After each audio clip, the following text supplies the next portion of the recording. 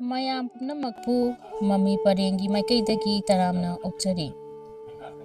Ema Emoinu Erat Thouni gi maramda waram khara mayam punna khangminnasi. Taibang miyoiba aikhoigi chana thaknaba langi langai pukki pukai amadi nupi singi yumbalon haiduna lainari. Ema Emoinu lairembi asi ngasidi maitai sana leibak kangleipung asida langi mabema lairembi haiduna khangnari.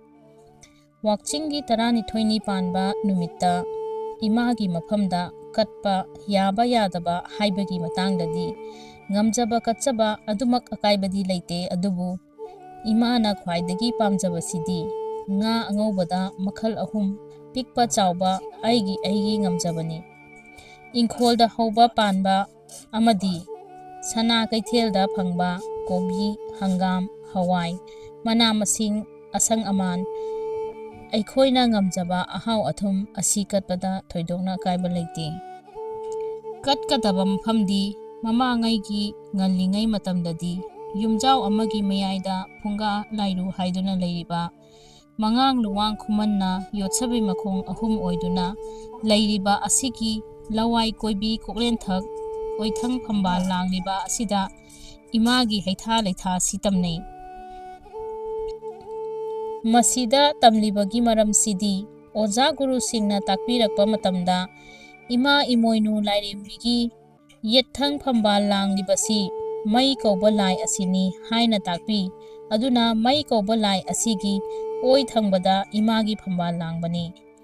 Ema Emoinugi mamingsi arainu haina kawi chakhumkada leiragana akhomnu haina khangnei chengphuda leiragana ahaunu haina kawi.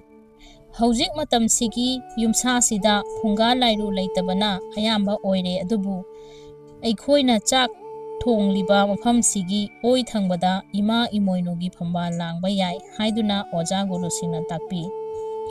Wakchingi tarani thoini panba numit asida Tougadaba Thougai kharadang panjarabada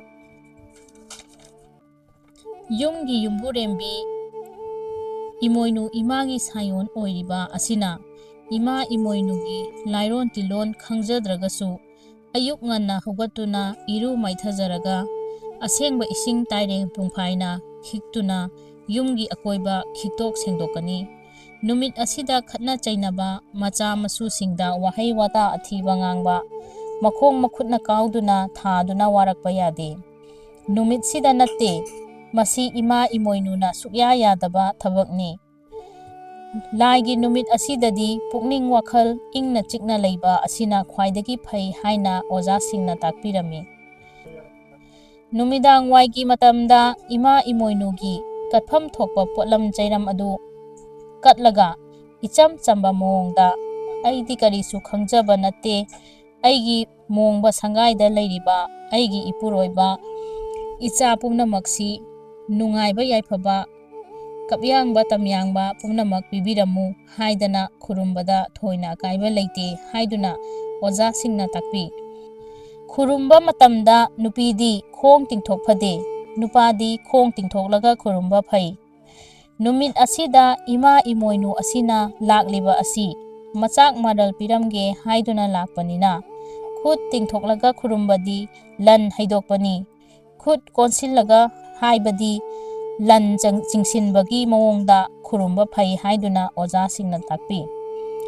Khurumba waroldi he Ema Emoinu achi tattaba arai khangdabi tara chengning khakna chaksaubi wanglei yening khakna yensaubi hikupi yaikupi hipokpi yaipokpi hireima yaireima yaisana hairiba koloi minglen taret asi pallaga nacha nanai oiba ikhoidi sahek saithajabasi kaya haijade aina ngamjaba kharasi haijare asoi aran yaurabasu imana ngakpiramu hairaga thamoi sengna ngamjaba katpada karisu akaiba leite haiduna oja singna takpirami.